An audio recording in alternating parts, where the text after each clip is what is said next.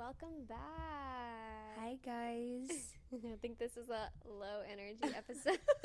I'm sorry, y'all. I was literally telling Maya I'm exhausted energetically today. Yeah, you had a late night, huh? Yeah. Late night, yeah, and I don't know, this weather, it's been raining. Yeah. It all of a sudden got back winter. Yeah, I know. I was thinking, like, I don't trust Texas weather, like. Yeah, it's really ghetto out here. So I think that is the reason for my headache. But yeah. Yeah. Okay. So, welcome. This is episode 9. Alright, so... we do have an announcement for everyone. Okay, so I'm going to assume that pretty much most of the people listening right now, watching, whatever, live in Texas. Amen. In Dallas, Fort Worth, San Antonio, Houston, where else? El Paso, maybe. Yeah, okay, so in May is elections, so if you're registered to vote, please go vote. Right. It is city councils, school boards, and like other special districts, so just check your area, those things. April 22nd, early voting starts. May 3rd is election day. Yeah. Do you know where to vote, Joss? At the voting sites, right? Yeah, where's your voting site? Are you registered to vote? I went to the library, the Arlington Public Library. It's like right around the corner from where I live at. Okay, good. Yeah, no, the library's across the street from us. Okay. All right, so that's our announcement. So make sure you go vote, guys, please. Because local government is important. Local politics is where it all starts, especially for these school boards. I don't know if y'all have heard of these school vouchers. And I didn't even think about that. Yeah, school vouchers and like book bannings, stuff like that. You know, it's Texas. So. Okay, for those of us that really don't understand Okay. like the voucher situation. Oh, okay.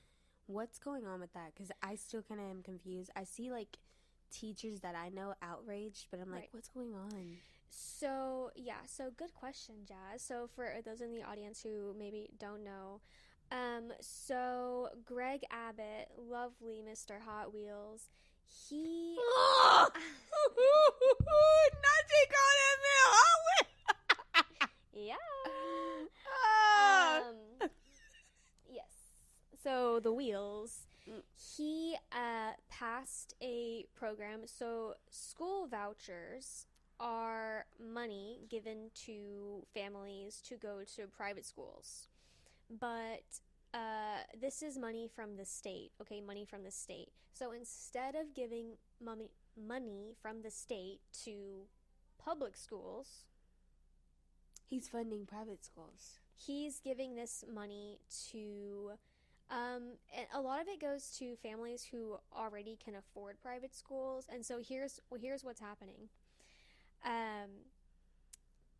They are getting these vouchers, okay? So it's $10,000 for a private school.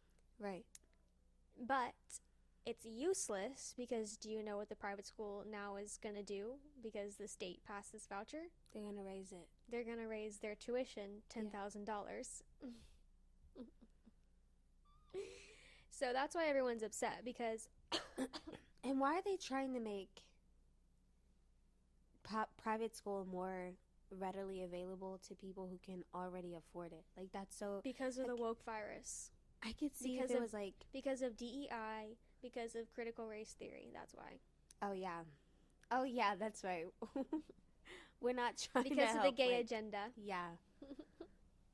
That's right. I forgot. Why did I ask that? I don't we know. are in America. Yep. Yeah, so that's it. Dang. We So- really are in a regression. We're in a So regression of funny. all kinds. Education is under attack. No, me and my friend who has a baby, she was talking about, she was like, yeah, I don't know, I might just homeschool her because I don't know what's going to happen. Yeah. I don't know what public education is going to be like. I don't know what they're going to be taught. Right. Right? They're talking about putting the Bible in school. They're talking about taking away, like, valid parts of history or, you know, like, parts of history. which our history we already didn't have good. It's already watered down. Yeah. It's already so watered down. So I really don't know what they could possibly be taking out at this point. Yeah. But they're doing it. Honestly, okay, I'm not gonna lie. Or what they're adding. I feel like, yeah, we're societally, like, really ignorant, but it's not our fault, you know? Oh, no. Yeah, it's really not our fault. And I say that all the time, honestly. I mean, Americans are dumb. But you guys, it's not our fault, okay?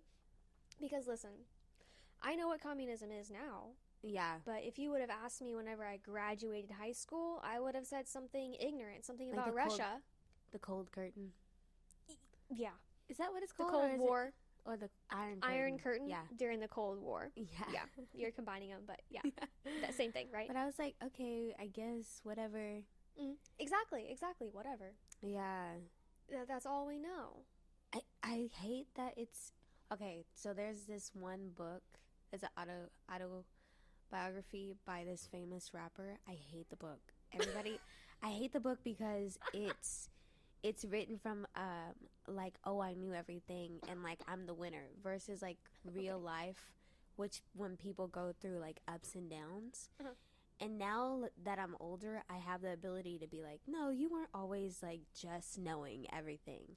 So it's kind of like when we study history, and they're like, yes, America was always great, we were always on top, we always did the right thing. Now that I'm looking back at, like, what I was learning in school, I was like, oh, of course we were always, like, doing our own propaganda here to instill, like, American pride and to get people excited about being an American, but really it's all a lie.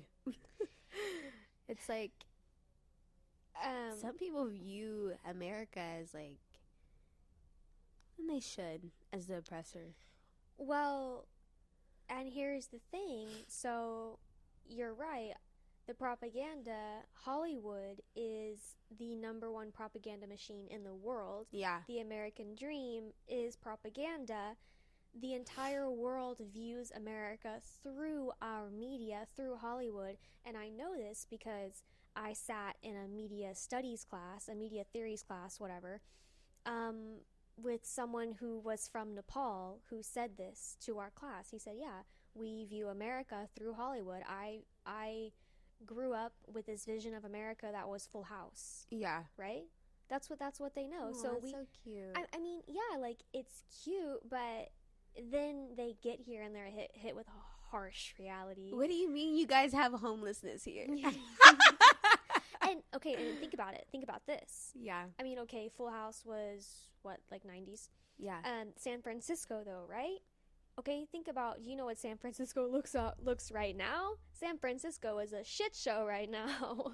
It's, like, littered with collapsing businesses because of, what's it called?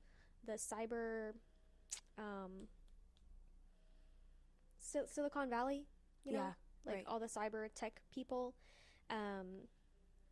That collapsed in that area, of course, led to homelessness, drug use, crime. So, unfortunately, San Francisco went down the hill. Every time I think San Francisco, I think That's So Raven. I just think, yeah. I forgot. And, like, the, like, bridge. Yeah. Okay. I see it now. Yeah. Well, so speaking of America and our stupidity, let's talk about what I have on our list. Okay, so I think it was maybe on Thursday. My coworker, he's from China, and he's I think he's my age. But he looks at me and he goes, Maya, I have a question. Is there any way that, like, the federal government or someone can remove Trump? And I said, like, are you asking if he can get fired? He's like, yeah. How ironic. But I was like, you know what? Actually, they tried to fire him twice the first time he was president. It's called being impeached. Yeah. He was actually impeached twice. Okay? Let's not forget that. This man was impeached twice and elected again. So, no. There's nothing you can do to get rid of Trump. Right. It is. So then we were talking about that, so then we were talking about like Trump and everything and the tariffs and like what the hell is he doing? Well, Yeah. we know what he's doing, and you guys, he's not dumb. Like, I kind of wish people would stop saying that Trump is dumb, because he's not dumb. He knows what he's doing. He thinks you're dumb. He thinks we're dumb. Very much so. He thinks we are dumb. Honestly, I saw this clip of back in the day where he was talking about, they were like, will you ever run for president? He was like, yeah, I would be Republican because they're dumb. I think of that all the time. I'm like, oh my gosh, all the it's time. so plainly like in your face. Yeah. And you guys are still blowing smoke up his ass. What the fuck? Yeah, so what he's doing is what I think CNN reporter kind of just came out and said. He had like a whole like 10-minute TikTok that I watched about like the math that he used to calculate these tariffs that he's imposing. Okay, which Why is he doing the math?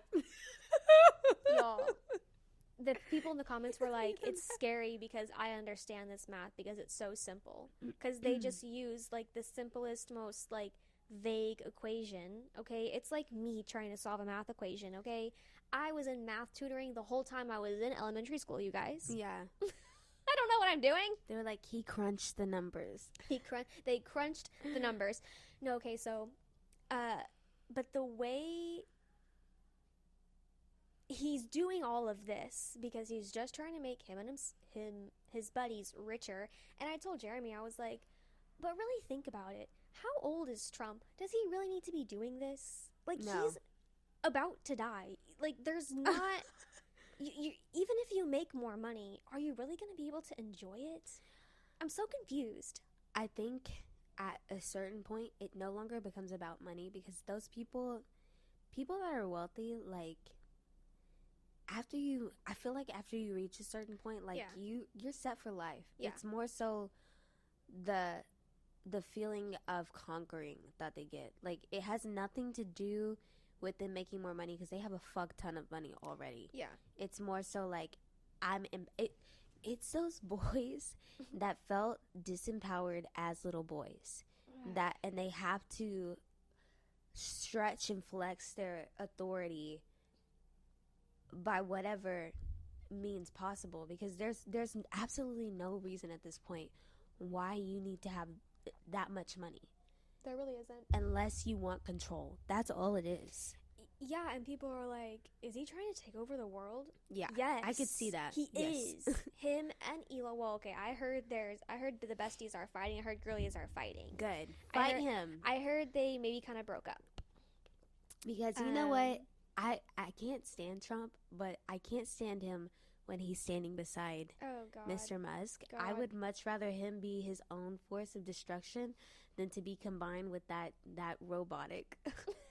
The lizard man? Yes, I'm scared of him. No, really, I am. I honestly think that Elon Musk, and he may run for, after getting a little taste of what Elon he Musk, felt. I don't think he's going to run for president. You don't think so?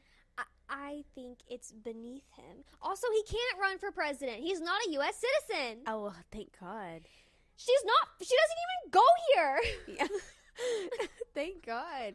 But you know what? They've changed so many rules. I'm not even going to put it past our government at this point. Like, let me shut up. No. So, and that's kind of a point that Jeremy brought up, because that's what happened in China. So the current, he's called a chairman, like their president, their leader. That's kind of what he did. He got into office and he changed the rule, and now he's essentially a dictator. And I was like, yeah, I'm pretty sure Trump's going to try to do the same thing. Yeah, I keep seeing this meme where he's like, I'm going to run for another term. And then all the old presidents were like chiming in and saying, well, me too then. And so I'm like, yeah, y'all, come on. Somebody needs to step up to the plate. Hey, let's put Bush back in there. Okay, honestly, I don't know a lot about President Bush, but I heard his girls were like a fun time. Because they were complaining about the Obama daughters, and people were like, no, those girls were mild-mannered. Like, they were respectful, yada, yada, yada.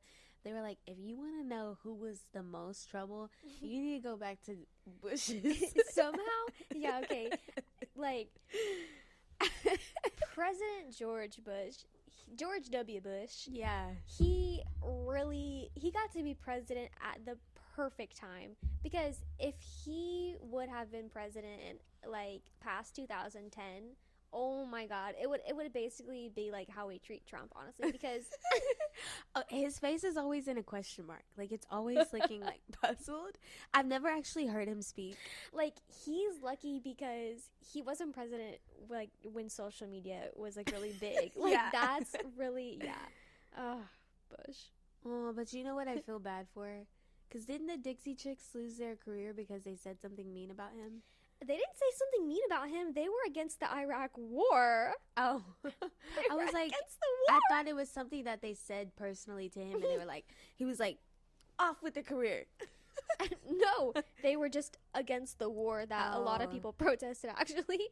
That sucks. Because that's what happened after 9/11. After 9/11 happened, we bombed 1 million people in the Middle East. And they just randomly spoke out of, well, I think that's like what an opinion is. They're not allowed to have an opinion. Dang, that sucks. Good thing we weren't back then. Yeah, we would have been out. The 2000s, what a wild time. Wow. Speaking of the 2000s, actually, so what's calling to me right now, I told Jocelyn, I said, you know, I think it's time for me to rewatch Glee. And she said, you don't have to do that. I said, I think I do, though. One of my friends, because they were like, Jazz, have you ever seen Glee? And I was like, no. You never seen Glee? Like, Jazz, you're the most Glee person I know. But have you seen it? No. I've started watching it because they told me, like, you need to know what's going on because you're the personified version of Glee. Well, okay, but how much have you seen? I've seen, okay, the school mentor, he's in it with his wife right now, and she basically has found out that she's not really pregnant. Like, Season 1 is thought so she was good. pregnant. Season 1 is so good. And so she's like, I don't know how to tell my husband because Yeah. I've basically been shaming him into working more. But, so like, we you have haven't money. seen past Season 1? Because Okay. I'll like leave. No, honestly, when it comes to Glee, I really, like, whenever I rewatch it, I never really rewatch past, like, I feel like I kind of fade out in Season 5. Okay. Like, once they graduate high school and go to New York, I'm like, oh, they had like a little Sharpay Evans moment. yeah. Because remember after High School Musical, which I love you, Ashley Tisdale. I did not like that movie. If you're watching this. I didn't like that movie. What? The one with her after. I watched it, but I don't really remember it, and I didn't watch it enough to have an opinion about it. Sorry, girl. It didn't even hit your memory. It was not good. Exactly. I think I remember, like, the opening scene. Yeah. And that's about it. I thought I don't know what that movie's about. Blow up. Or, like, it just didn't do what it was supposed to do for me. They needed the Wildcats there. But, yeah. I started the show because people were like, you're going to love this. And I already have listened to a lot of the songs throughout the years, like when I was in middle school and stuff like that, but I never watched the show. Okay, honestly, I'm like, maybe it's about the songs a little bit, but for me, it's about the campiness of the show. Yeah. I love the campiness. Like, Sue Sylvester's character is one of my favorite characters of all. Like, she's funny. So funny in that role. It's so good. Hey, you stop and it's me. really just so ridiculous. It's so good. I just love how bad it is in a way. Yeah. It's so bad that it's funny. Yeah. What else reminds me of that? I'm trying to think, but it's like I like stuff like that too. Where it's like, okay, sorry. No, okay, go ahead. No, I was gonna move to my next little point. Go ahead. Because I'm like, what do we have over here? She's and like, I'm over her talking. Next. No, I'm sorry. She's like, shut up. No. All right, okay, so the Nextdoor app. So I don't know if you have this app. No, but But- you told me about it.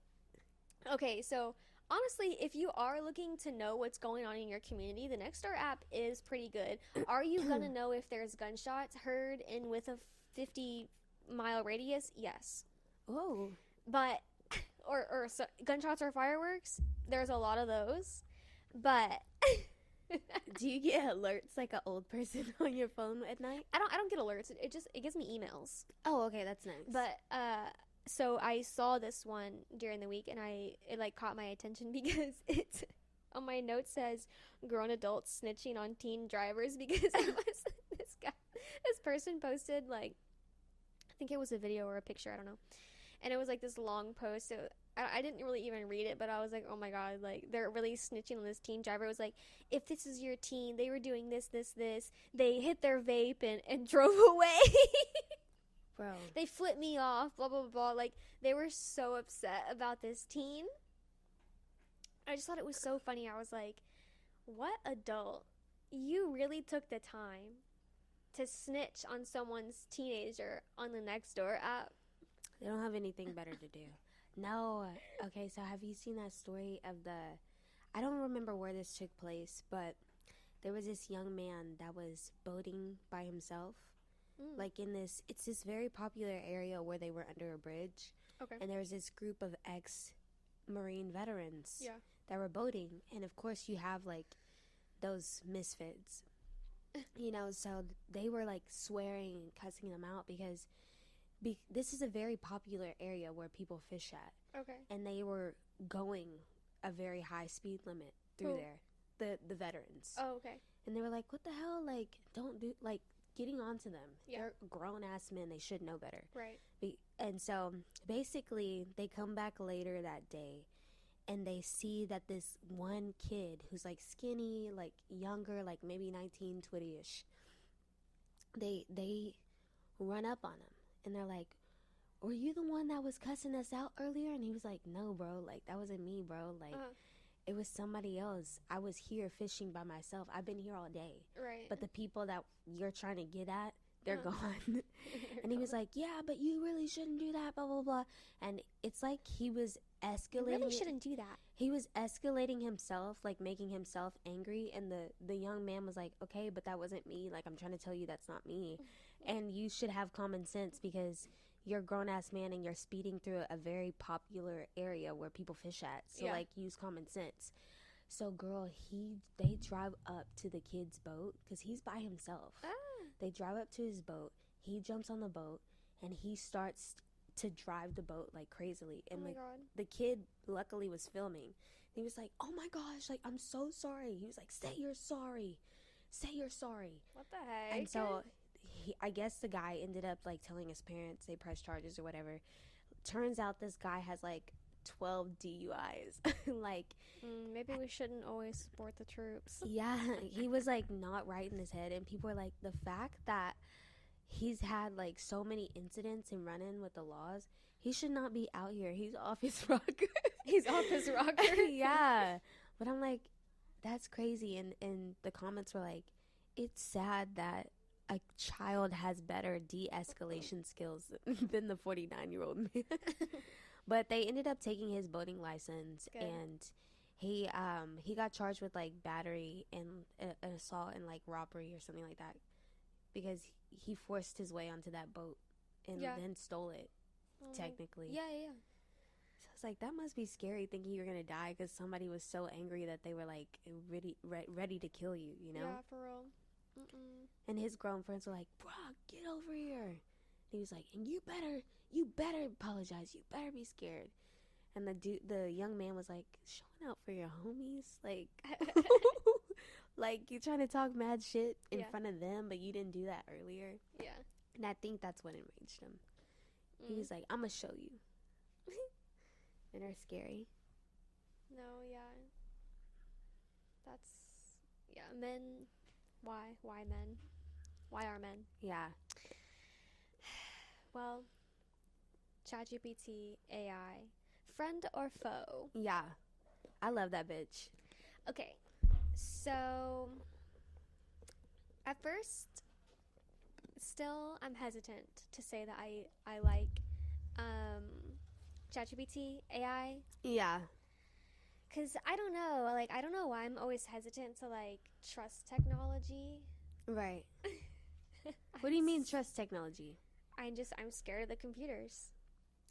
She says with her computer. I'm scared of her. Yeah. Like, I don't know why. I don't know why when it comes to, like, new technology, I'm like, what is this? Yeah. What is that? What does that do?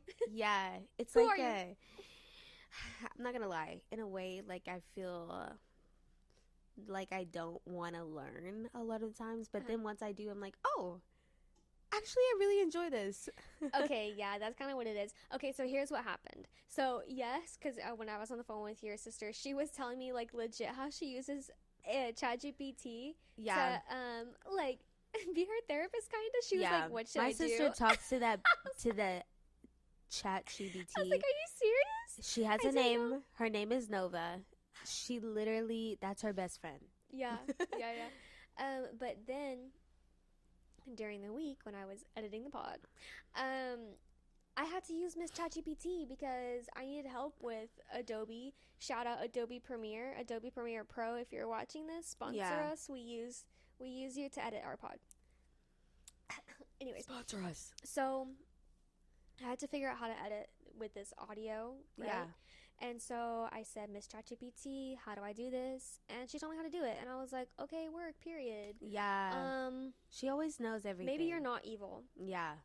And maybe you're not evil. The funny thing is, because I just type in stuff, but my sister just type in stuff. My sister talks to it. Yeah. And so it picks up your lingo after a while. Mm-hmm. And it really does. She was telling me that. Yeah. And even her friends use it like that. And I'm like, I don't know. That I cannot do. That is where it gets too, like, future for me, because why are you talking to this computer, to this technology? What is that?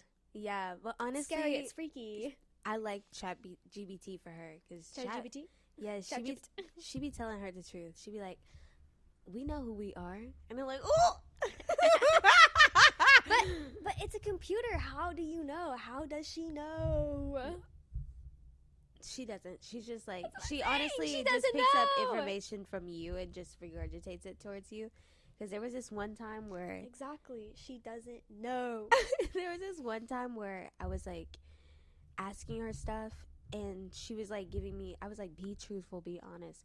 And she was roasting the fuck out of me. And I was like, hey, that kind of hurts my feelings. And she was like, sorry, I just want you to do good. And I was like... She read you to filth, honey. Yeah, she was being too truthful, which, yeah, I needed that. But I was like, chat, watch your mouth. But then, you know, I always think about, I mean, even using, like, just the regular internet. I don't know. Like, they say that the AI uses a lot of energy, a lot of water. So I'm like, everything is killing the planet. Oh, yeah. We're all going to die anyway, so just use it. I know. Use it for your business. Like... Build this business, build your prosperity, and then turn around and you can save the planet with your garden out here.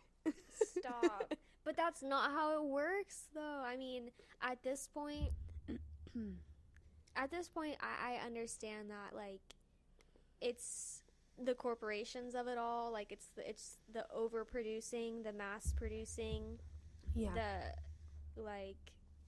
overuse of resources, blah blah blah, you know, just daily thoughts. Right. The world burning, the clothes at the bottom of the ocean. You know what? That kind of got me thinking, like, seriously about the environment, because okay, I'm not gonna lie, like, yes, I've always, like, heard things about the environment, but I've never taken it seriously upon myself to, like, study more. Okay, so there was this one guy that was like, why if you were in space, no one would hear you scream? Okay. And I was like, I didn't even know that. What do you mean? Yeah, there's no sound in space. There's nothing for it to bounce off of. Yeah, he was like, space is a vacuum. They don't have an ozone layer. Yeah. And so then he was like, that's what protects us. Like, the ozone, that's what keeps us safe. And I feel like nobody's ever broken it down. And there's holes in the ozone layer. Yes. That's what got me thinking. Like, after I heard the vacuum part, Aquanet. after I heard the vacuum part, I was like, that literally is it? That's all that's protecting us? What are we doing?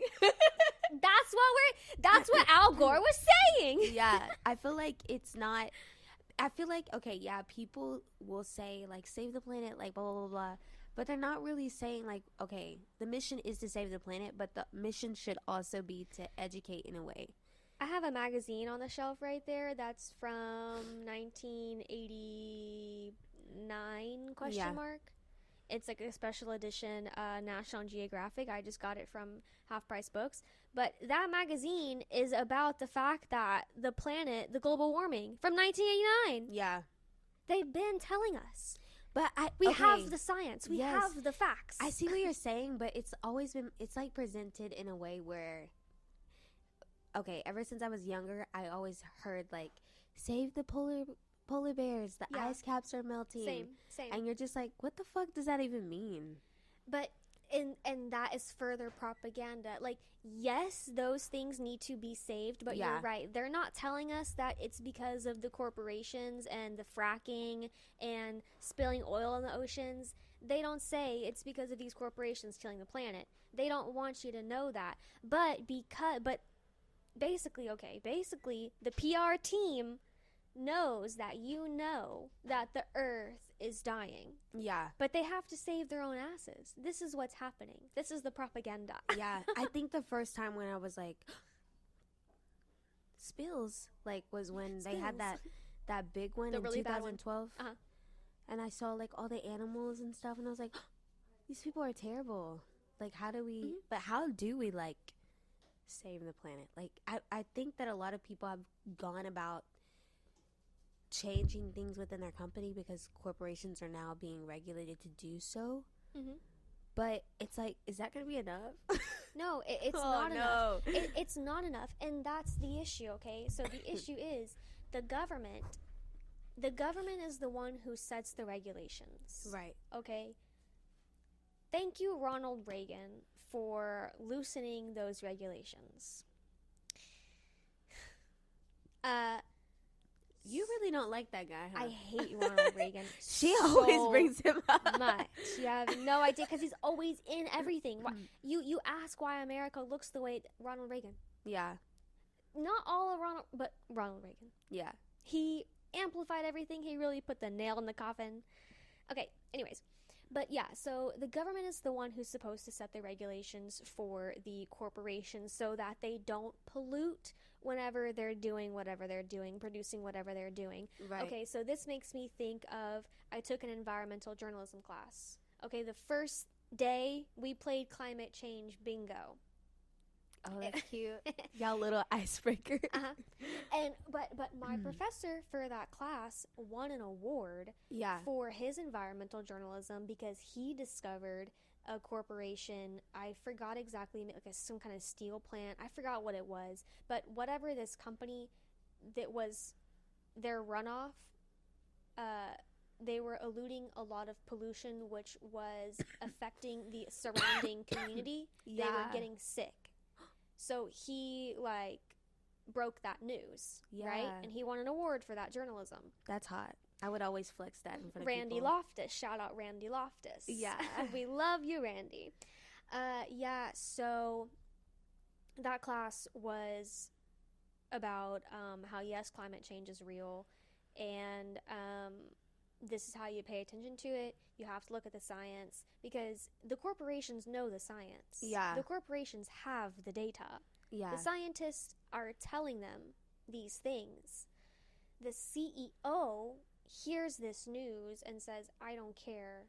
It affects my profits. Therefore, I'm still going to do it. Or I'm going to find a loophole. Or I'm going to move it to Taiwan. You know, like... Yeah. So...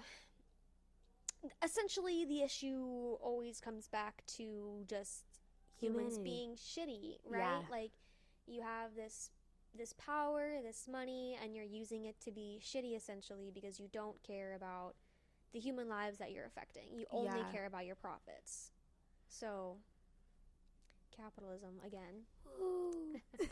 Once again, capitalism and Ronald Reagan. Yeah. But yeah. ChatGPT. Who knows? Do we love her? Do we hate her? Yeah, That's I don't for have you like to decide. I don't have one of those avatars. Like it has an option where you can build one, but I'm like, I don't need all that. No. I never build an avatar on anything. I don't need all that. No, thank you. I live in the real world. Yeah. Okay, so let's talk about something juicy. Jazz. Yeah. Are you mad at Chappell Roan? Girl, I love you down. I love her as an artist, but I'm sorry. My girl is giving me mad Karen energy. Yeah, like, because I guess obviously I don't watch Call Her Daddy, and this happened like a week ago, 2 weeks ago almost. I don't watch it either because I don't feel like it's up my alley. I don't feel like it markets to anything that I'm talking about. Yeah, but so I didn't see the interview, but I did see the clip of like her like complaining, and yes, we see the adjacent of Lady Gaga work or club, bus, another club, no sleep. Like, yes, Miss Gaga, she does it, she did it, born this way. She's an advocate, right? Right. In her art, in her interviews, like, but here's what I think about too, and I guess, okay, I'm going to say this about Gaga, and I'm going to compare it to Chappell. Yeah. Gaga, I know this about her. She wanted fame. She was like, I'm going to be famous. Right. She had a vision, and she is a very, like, eccentric artist. You know, she has her fits whenever she first came out. You remember the meat dress. You remember, like, the crazy looks. Like, she wanted a moment this. in time. She wanted this. Like, and she gave it. She gave it. Yeah. She did the thing. Yeah. Miss Chappell. I only know a little bit about Miss Chappell. I saw her kind of mentioned on Twitter for a while, and then she got really big, and I was like, oh, okay, like, I kind of remember her. Yeah, her music is cute.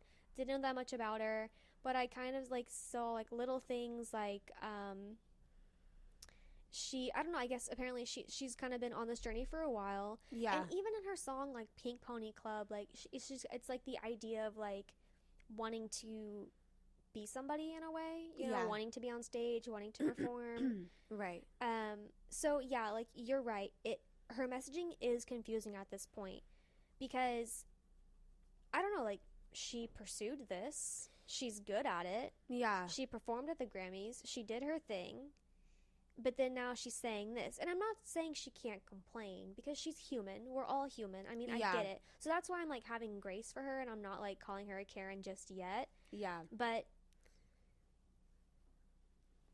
I don't know. I have to tell you. Michael Jackson. I love to tour. Yeah, you know? but the thing is, Michael Jackson had been working since he was, like, a baby. Exactly. And he was forced into it. Yeah, exactly. When I think about what you're saying with Gaga, like, Gaga studied her whole life. And yeah, like, Chappell has done the same thing as well. But I feel like with Gaga, she's always, to me, a business does not work if it's solely catered to the artist or the person making a profit. Like, it's all, you have to give back to your customer in some sort of way. Yeah. So Gaga, Miley, Angelina Jolie, these are all white women of white privilege. And they've had different backgrounds. Angelina Jolie comes from money. She always is saying, like, I'm grateful for my life. I don't know how I got this life, considering that it's the fact that she's self-aware to think about another person's experience. Right. And then still give light to those parts of humanity that most white people don't want to talk about. And it's like, okay, the interview where we saw Lady Gaga being, like, asked if she was gay or, like, a guy. Yeah. And she literally was like, and what if? Like, what about it, bitch? My fans don't care, neither do I. Yeah, it's because in that moment, she said, this is not about me. And she says later on, like, further down in the line, she's like, I never wanted my fans to feel like they should be ashamed of who they were. Like, I don't want them to think that there's something wrong with them. Right. So, yeah, that moment in that interview pissed me the fuck off. But at the same time, it's not about me. It's about my fans. Miley Cyrus, yeah, like, she has privilege. She's grown up in this industry. Literally, she just did a docuseries where She talked about being 11 years old, starting her mornings at like 5 a.m.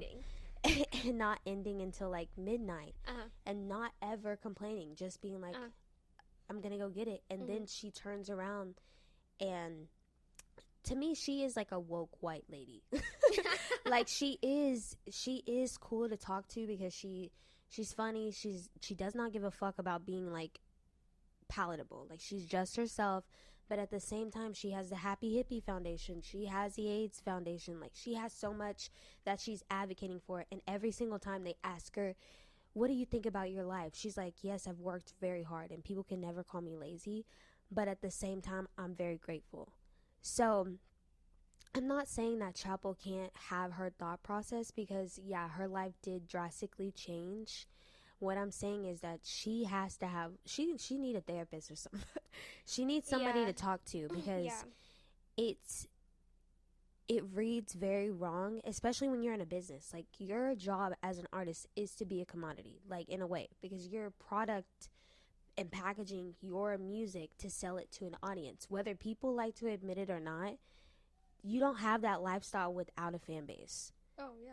And so it reads as somebody that's tone deaf because we're in the middle of a recession. People barely can live. Yeah. People, we seen Meg Thee Stallion have a trial and go to school while managing a career in the music industry. So it's like, you can do it. You're just like bitching about like little things. Yeah. And it's not like what she's feeling isn't valid, but it's like I feel like what it is that one moment where the guy was like, shut the fuck up, and she was like, no, you shut the fuck up, and people were like, that's hot, like, yes, set boundaries. Like, it feels like that fed her ego a certain way, and now ever since then she's like, I want to make a statement, like, because you don't have to do the interviews. Like, she's got enough standing power where she could just release music, because she said that she hates interviews. Right. But then when you see her in interviews, it's not ever giving like, I'm grounded. It's more like, I want to make a statement, and the statement is always very loud and wrong to me, because it's, yeah, your life experience is about you, but I would never say like, oh, like, I don't like X, Y, and Z if that's what I was asking for. Like, there's pros and cons for everything. Yeah, and that's exactly what makes it seem confusing, because it's like, did you not pursue this? Yeah. Like, is this not what you wanted? And it's not even the fact that, like, I think that people that are famous should not have boundaries. It's more so the fact that she marketed herself as a political artist. Like, she's the one who made all these political statements from the very beginning. So you don't get to just be like, what do you mean you're holding me accountable?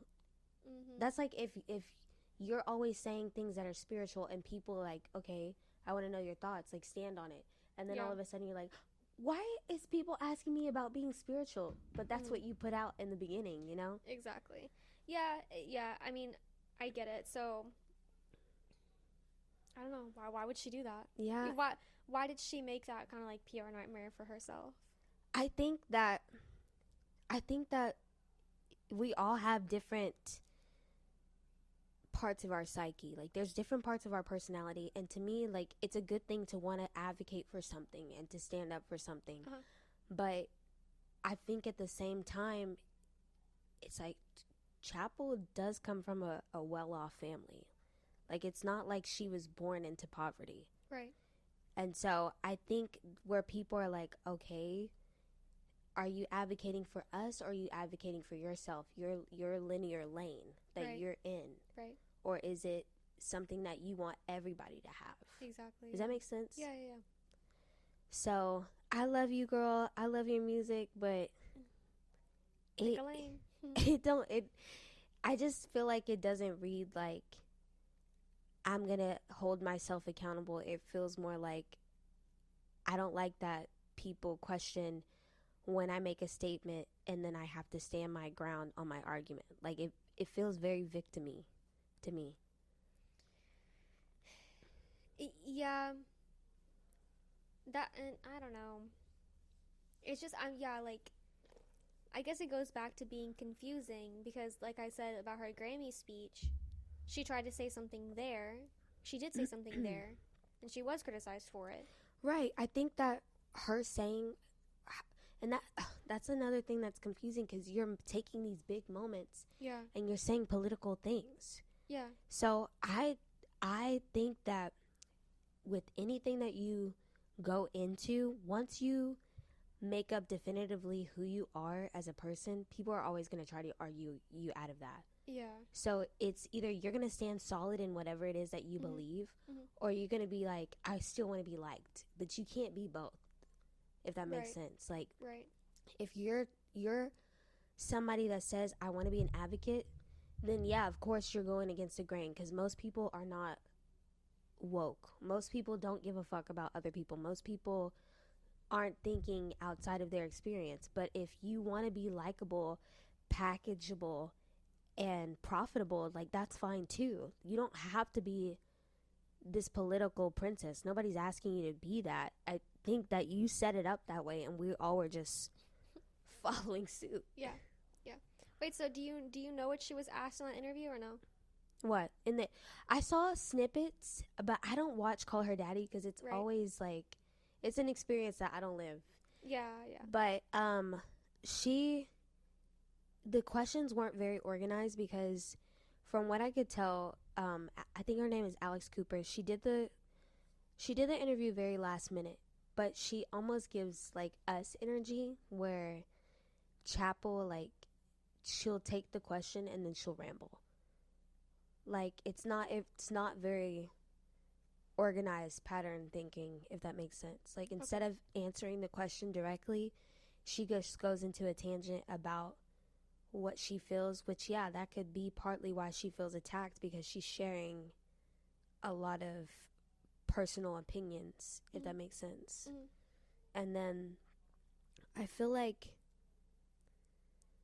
yeah, I just feel like she's trying to be that girl that makes, like, the statements, like the really memeable one-liners. Right. But it's reading like, I'm an asshole and I'm insufferable. Okay. Yeah. I don't know. I think, like, maybe her being on our podcast, she just brought a different energy naturally, you know? Because, like, it's a podcast, it's a different type of interview, maybe more relaxed, I don't know. But also, yeah, I don't know, like, that's the whole thing with fame. You can't really control the image of you. You can just be yourself. Yeah. And then whoever fucks with it. But a lot of people weren't fucking with it. So I don't think it's really, hey, like, we're just hating on her. I just think that she's very tone deaf. And I think that she comes from privilege and comes from money. And it's not just this one singular experience. It's because I've seen other experiences where she'll just snap, you know, or like she'll, like, it gives white woman like anger. I'm sorry. Now that I'm looking at it, it does. Right. I love her music, and I think that you can love somebody's discography and not like them as a person too. But, like, just imagine if every black woman in that industry just snapped every single time they were angry about something. Yeah. Beyonce has been in this industry for like 3 decades at this point. Come on, bitch, get it together or bow out. Yeah, you're right. It is giving privilege whenever you look at it in that perspective. Like, she doesn't have a good PR image, basically. Like, I don't know. I mean, because I'm thinking about Ariana, and I'm even thinking about Britney. Britney's a different time, but still, like, Britney had to give an image. Yeah. But they all have to give an image. I feel like with Britney, she was such a moment in time because we were seeing this sweet Southern girl adopt. She's always been, like, white to me. Like, she's never, like, crossed, like tanning or anything like that. No. But she's always loved, like, music and dance culture and just tried to learn as much as she could. And I feel like the media, the media was really evil. Yeah. I think that it's the adverse in the situation. Like, she was sweetheart, and they were just evil and vindictive people in her life and then within the industry. Yeah, so that's what I'm thinking. I'm, like, comparing. Like, obviously it was a different time. Yeah. But even comparing Chappell to Ariana. I mean, Ariana's been in the game for obviously a bit longer, but it's just like, yeah, Chappell doesn't have a clean image to give, and it almost seems like her image gets to be messy. Yeah. Right? Right. Like what I'm saying is, where's the PR team? Where's her manager? Where's her people? What are they doing? And I think that where's her it coach? really does come down to, like, the team being like, hey, girl, we love you, but you can't keep going down this. It's either going to be, and I fear, I don't want to say she's going to be our Kanye, but I fear that somebody has to check her. Yeah. Because if not, if you enable that personality to continue to basically prosper and to... She's so timid to me. She just has a very timid energy. Whenever she's not performing, she just seems very, like, small and meek. Yeah. But that can also be, like, emotional immaturity. Exactly. That's what I'm saying. Like, there's just something about her. Like, she's talented and she puts on a good show. Yeah. But it's something about, I can't connect with her personally. You're right. Yeah. I like her art, but when it comes to her as a person, I can't connect. Like, yeah. I don't know. It's almost like I want her to have, like, a persona, more of a persona that she puts on. Yeah. Somebody said that too. I need her to live two lives. Somebody was like, girl, you need to step into drag full on. No, exactly. That's what I'm saying. Because, like, artistically, she's giving drag. Yeah. But, babe, I think you need to give drag, like, the whole time. You need to go full. Yeah. Balls deep. and I think, I love that, when she's talking about art, she says things that are so poetic and so beautiful. That's what I'm saying. Like, she has it in her. Yeah. But when she's talking about, like, real life, I fear that she hasn't lived enough of it. Yeah, okay, maybe she doesn't have enough experience. Yeah. And maybe she's just one of those people who gets in her own head. You know? Yeah. Like, I don't see her as Kanye because I see her as small and meek. And Kanye, he always gave some kind of personality. He always gave. He always gave, like, okay, yeah, like, what is this guy gonna say? You know? But Chappell, it's just like, either she's gonna talk or she's not. I feel. Yeah. I don't know. She is a water sign. Is she? Yeah, what she's a Pisces. Okay, yeah, I can see that. Yeah. Hey, now that you say that, I know she's playing victim. Yeah. Yeah. That girl is victimizing herself. Okay. I wanted to talk about, so I have this highlighted, and Jazz and I talked about it a little bit. We want to quit our jobs. Hell yeah. I don't want to be told what to do, and I got this because I was listening to Caleb Heron's podcast, and so, you know, him and Drew were fired from their jobs. I'm terrified of being fired as much as I dream about it and would wish that they would fire me. Yeah. I'm terrified because that means that I have to figure out my finances. Yeah. You know? Like, real quick. Like, if I get fired, I could be, you know, evicted. Yeah. But I'm always like, okay, stop thinking about that because you're going to manifest that. Get on something else. Yeah, and then I scare myself. So as much as I would like to quit and or be fired, I can't. So therefore I feel trapped. But I've realized that, and I told Chris this like a few weeks ago, I think I don't know why it took this so long for me to figure this out, but if you know me personally, you probably have known this. I don't like being told what to do. I tell Jocelyn that all the time. Why you tell me what to do? Tell me what to do. I don't like being told what to do. And I don't like my job, but that's like for other reasons. But yes, as far as being told what to do, it's just like, it's back to the freedom thing. I want freedom. I want to be able to do what I want to do. But, I think my pattern app, which is like the astrology app that I have, sent me something about Jupiter being in Taurus. Like, 'cause that's my natal. My Jupiter is in Taurus. Jupiter's in Taurus? Uh-huh. Cute. Okay, what does that mean? So I wanted to talk about it because I read like the little note and I was like, I need more. Like I need to understand more. And so I looked on, there was some website that like has like a full like long description in the sheet, and like they tie it into like celebrity, you know? Yeah. They tell you all the traits and all this stuff. And I really liked what it had to say. I liked that it said, Jupiter in Taurus is like you're just sitting on a rock and you're just sitting and sitting and sitting and sitting. It's like you have to, because, you know, Taurus moves on its own time, Yeah. right? So Have a lot of Taurus when it placements comes, too. so Jupiter is kind of how you make money, how you expand. It's your luck. It's, you know, the thing that brings you luck and longevity and fortune. Yeah. Right? So Jupiter in Taurus, it's the celebrities that they used was Richard Pryor and Bruce Lee. I thought Bruce Lee was kind of funny because I always really liked Bruce Lee. Yeah. And I did Taekwondo I when like I was how a kid. he wears like crop tops and he's like, Bruce Lee's hot. I love the way he dressed. I like when men have crop tops, I'm not gonna lie. Well, he had just a really good fashion. Like he always looked like very stylish. Yeah.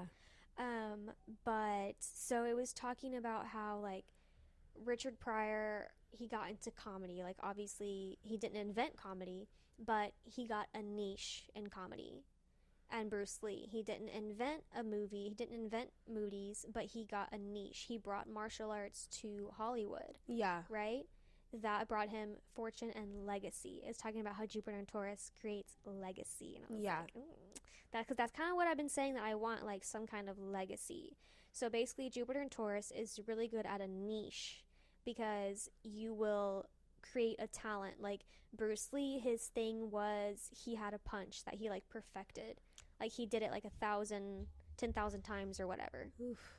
He like perfected that punch.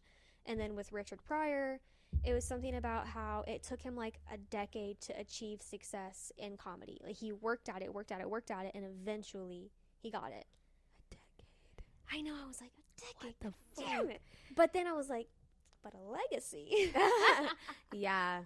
Because what? Okay, so your Jupiter and your Saturn are conjunct. They're in the same sign, right? Yes. My Saturn is also in Taurus. Mine too. My Jupiter is in Taurus. My Venus is in Taurus too. Yeah. So I'm like, what the fuck? Like, what is that?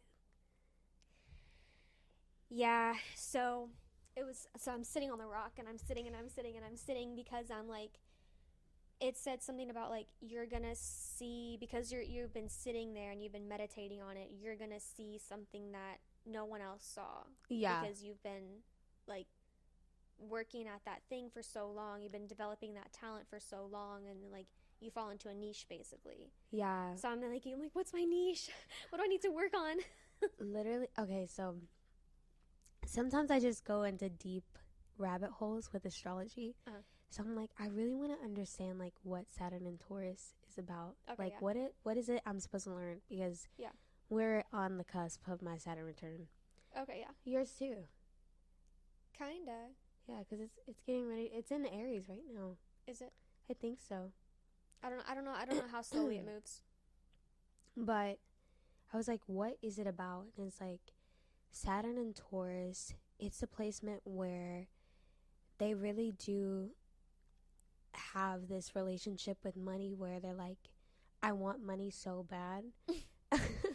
But they can almost become so discouraged by how much hard work they have to put into, because we're supposed to be building something beautiful. We're supposed to be building, like, it says take your hobbies and your interests very seriously, because they can bring you abundance and wealth. But it takes time, because we basically have to learn how to overcome any self-doubt that we have within that realm. And it's also the placement that says, like, sometimes we become so discouraged that we're like, fuck it, like, I'd rather be homeless.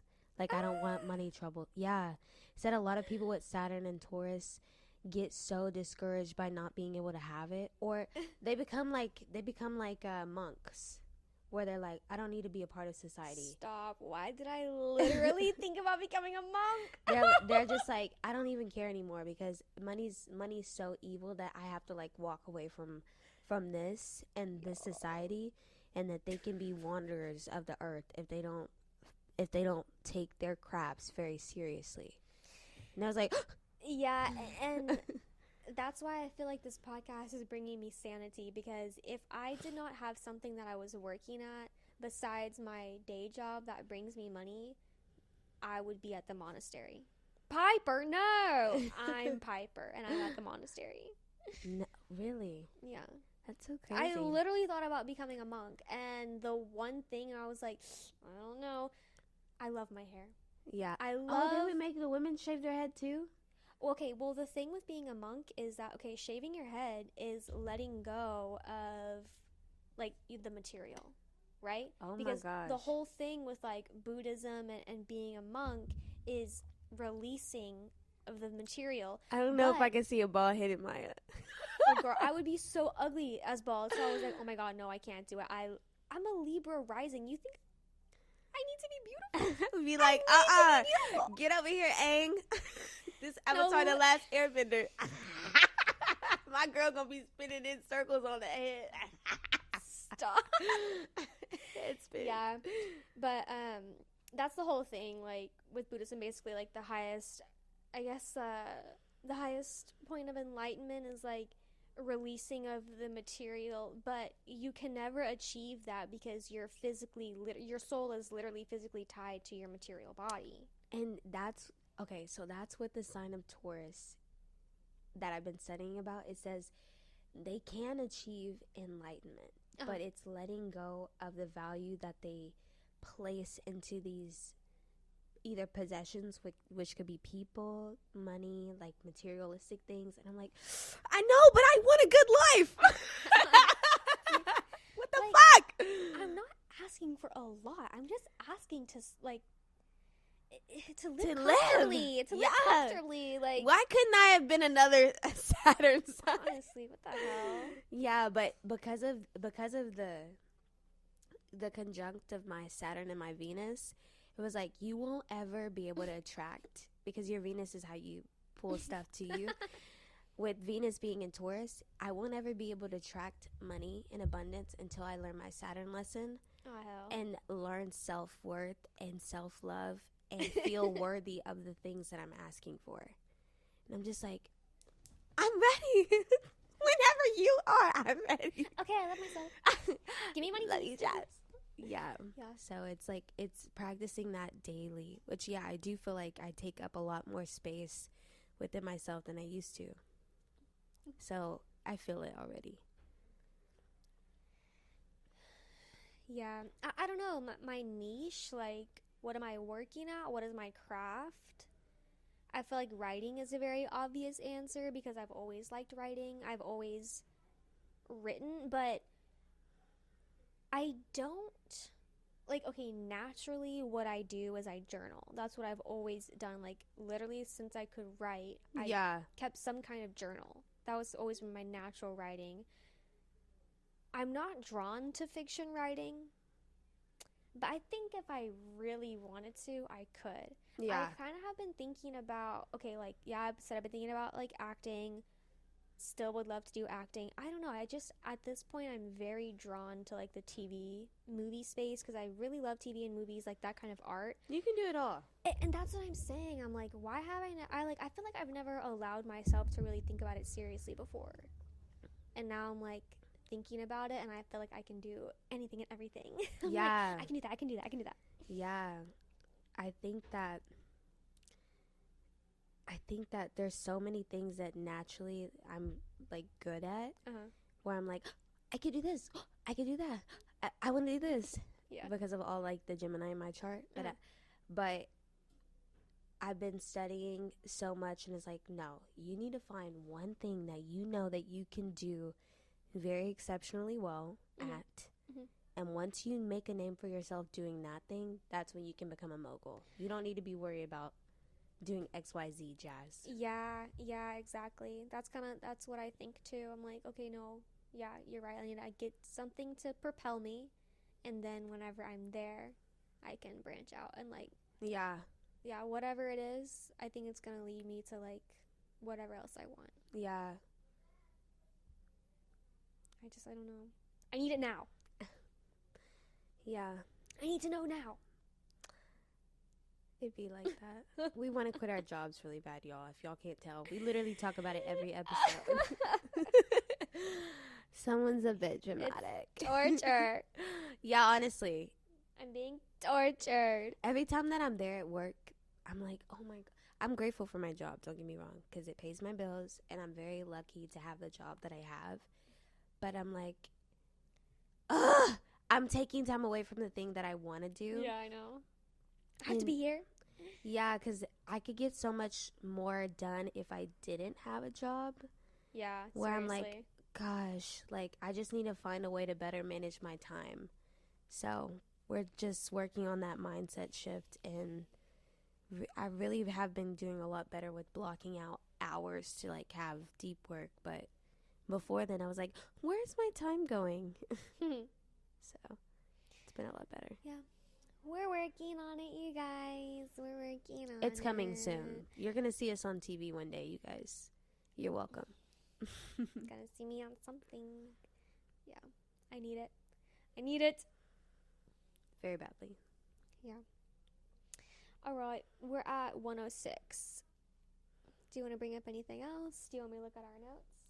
Yeah, what's in our notes? We still have, what do we think about either the true crime or the family vlogs? Or kind of, I mean, they're kind of similar. Yeah, let's talk about the true crime. Okay.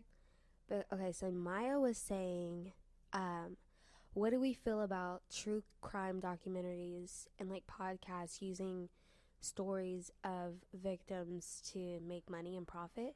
And I've always kind of felt some type of way, not towards like true crime, but towards like people in whatever industry, like especially the music industry, using like Whitney Houston, Michael Jackson, like Mac Miller. I hate when people still use their likeness and their stuff after they've gone, because you don't know if they wanted that release. You know, you couldn't have asked them like, yes, do you want to keep this or no? You're just finding a way to make money off of them, and that's really fucking heartless. And then I still wonder too, like, do the families get a piece of that? Or there's a death clause in a lot of these recording contracts where they can still use people's likeness. Yeah. And it's and especially, like yeah, profits. it's especially prominent in like rapper Right. contracts, Yeah. because that's kind of what the culture is about. That makes me think of that Extension or whatever. You know who I'm Yeah, talking about? XXS. Yeah. Whatever, that guy. Yeah. Maybe it is. I don't know how to say his name, but I know what you're talking about. Yeah, But because a lot that's of what them- happened with him. He had like an album or something come out after he died. I don't like it. All of them do. Juice World, Oh, okay. Mac Miller, I hate it. I think it's so disgusting. I think it's a spit to the face for the families to have to like still to see something be released without them giving the go ahead. That's heartless. That's like if I was giving your shit away and you didn't say like, yeah, like that's okay, Jazz, like, Right. and didn't run anything by like your partner or your family members, just was taking shit from you. Yeah. I mean, yeah. You're right. Oh, did you ever watch or listen to like any kind of true crime like podcast or videos or anything? Yeah, I used to listen to Crime Junkie a lot. Yeah, I think I kind of listened to Crime Junkie too. I feel like it was definitely like when I was younger, like 18, 19, around then, you know. I didn't listen to it a lot. Because honestly, most of the time I got kind of bored. Yeah, because it's one lady that tells a story, and the other lady, which I'm kind of grateful that we're not like that. I thought for sure when we started this podcast, I was gonna be like that with her, and I was gonna be like, yeah. So what happened? Oh, okay. Yeah, because I don't remember the names of the girls because I stopped listening because they weren't giving definitive like endings. Like they were just saying, and to this day, the mystery is still unsolved. Oh, and I hate stuff like that. Like, Oh, please don't okay. ever leave me on a cliffhanger because I Okay. won't be back. Unless it's a book series where I know there's another one right after. But, yeah, the way they were set up, like, there was no real inflection in the voice except from the main girl. Okay. The other one would just be like, okay, what's next? Right. Like talking very robotically. And I did listen to their stories, and I don't think I've ever thought of it as like them exploiting people for their pain. But yeah, I wonder if they have to run that by the families or not.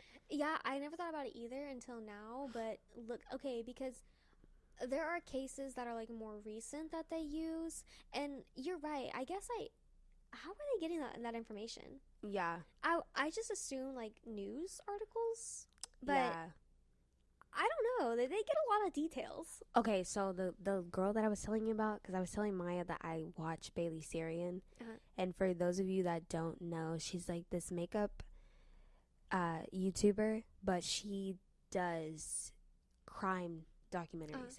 And so the way that she has to study everything, that's why she ended up taking a break, because it's basically like school. Because she almost is like a journalist in a way, where she gets all of this information, and it's a lot. her YouTube videos are usually like an hour long, right? But the details and the way she tells a story, it's enticing. She's learned how to tell a story in a way that gravitates and keeps the audience and remembering everything that happens within the story. And I'm like, she actually is studying her craft. But I don't know, because I feel like if something happened to like my family member, I wouldn't mind it being like talked about, because then it's like, okay, somebody else is giving more awareness. Because how many stories of like Black victims do we get to hear on the news? Right. Not very many. And with Crime Junkie, we were getting exposed to like homeless murders. We were getting exposed to like hate crimes. Like they were doing a very good job of not just telling stories from a singular lens of what's in the news. And I would really appreciate that if I felt like justice wasn't served. But at the same time, it's like hopefully they're going about it in a respectful way to gain that information, and not just being like, you know what, fuck that family. I'm gonna make this profit real quick.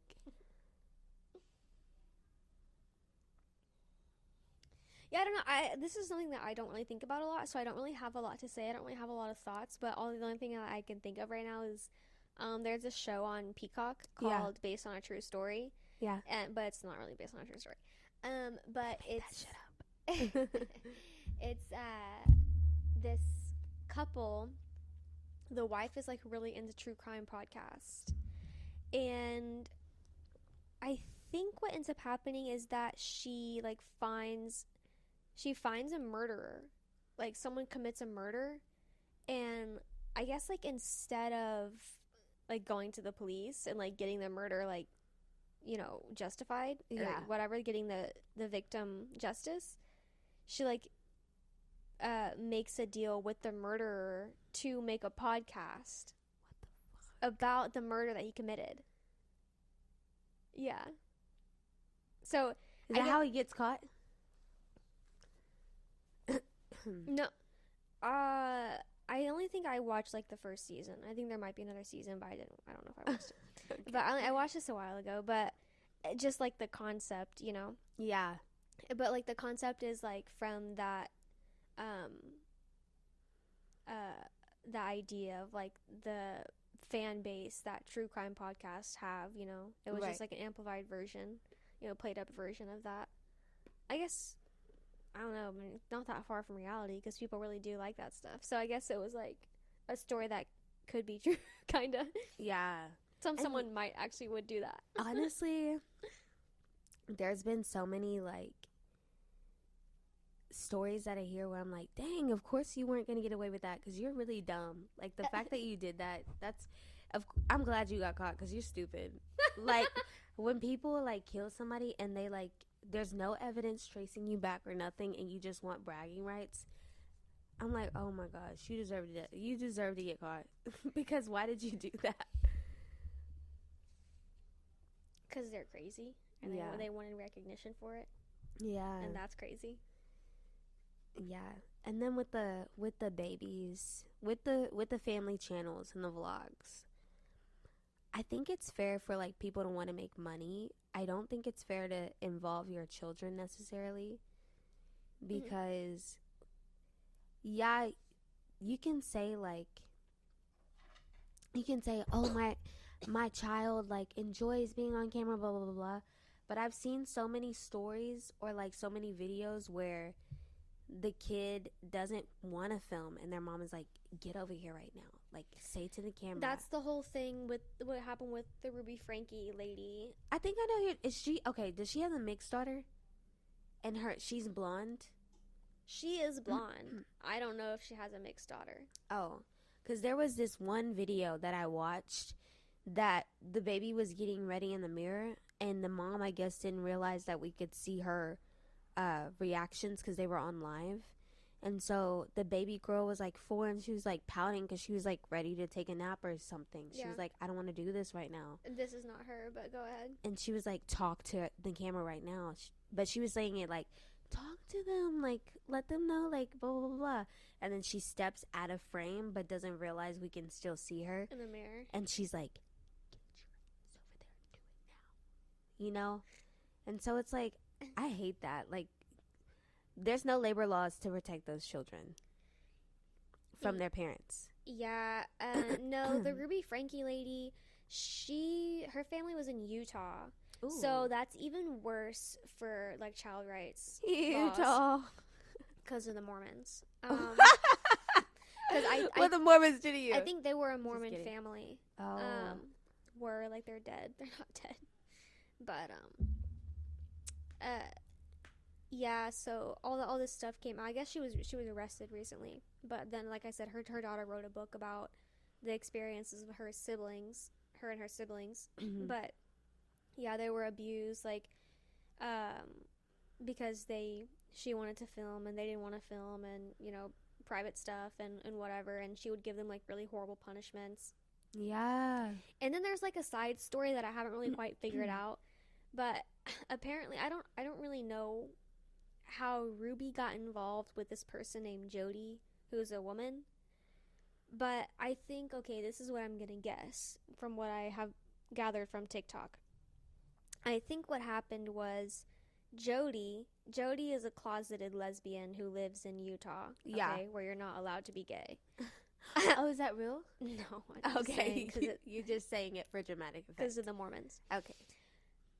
She is a closeted lesbian who had a kind of a pattern of breaking up marriages, like heterosexual marriages, and then like getting really close to the wife. So like that's like, you need to leave him. Yeah. Psych, secretly I want you. I think that's kind of what ended up happening with Jody and Ruby is kind of what I'm guessing. Yeah. But yeah, so there's like that storyline, and I don't know if Jody was abusive as well, but there's that. So I don't know the full story there. I know there's a documentary about it. I don't know if I'm gonna watch it. Probably not. Do you know who Ash? I think her name is Cologne. Do you know who that is? No. Okay, she's like this mom that has basically become super famous on TikTok here recently. Mm-hmm. And she has daughters who are like 15, 14, somewhere in that high school, middle school age. Okay. And so she's always exploiting their business. Like she's always like, just imagine like the shit you go through. Yeah. That's personal to you, and then your mom putting it online, so much so that you can't even go to school anymore because yeah, like she didn't have beds for the girls or anything like that. What? Yes. Like, I'm not gonna lie, she's like a glamorized unfit mother in a way. Like she's didn't have beds for the girls. What? And that was like on their social media or what? Yes, because I don't know what the why would she put thinking that online? That's what I'm saying. I don't know what the thinking is behind whatever it is she's doing, but it's more so the fact that she's like getting notoriety for this, right? So it's like she'll go pay for something that's mom? Yeah, she'll like go. I don't think she realizes it that it's neglectful or like what. I don't think she thinks of it that way. Like she'll be like, you know, those people that make dumb purchases where they're like, oh my gosh, like, yeah, my babies need beds, but like I need this new blah blah blah blah. They can go without that. Like another. Oh, okay. She's one of those that reasons with herself to make herself feel better about like making shitty So like decisions. she buys like a Louis Vuitton instead of beds for her children. Yeah, like dumb shit. And so basically, I don't know if you know. I think her name is Camilla. Like she's this girl that does. Cabello? No, she's this girl that does podcasts like we do. Like we do. Okay. Yeah, because we're gonna blow up. I know it. She's very frank and she's very like direct, and that's why I like watching her stuff. And so she had the girls and Ash on, and she was like, "How do you guys feel about like being online? Like, how do you feel? Do you feel like your mom's exploited you at all?" And the mom starts to answer for them. She's like, "Okay, no, like I wouldn't call it that." Yeah. And the girl, Camila's like, "No, let them answer. Like, I want to see what their answer is." Yeah. And so the girls, I'm surprised the mom agreed to do that. She shouldn't have. She shouldn't have. Because literally, she was like, "You can tell the truth. You can say the truth." And then the girls was like, "Well, yeah, like, I'm not gonna lie. Sometimes I do feel like you put some of our personal stuff out online." Yeah. And the mom was like, "No, I don't." Like, it almost feels like a girl that's immature that's arguing with her sister. Yeah. And so it's sad because I think this girl that does the podcast is like in her early 20s. Okay. But she's more adult-like because she's like, that's sad. Like, there's no way that your daughter should feel that unsafe with you, blah, blah, blah, blah.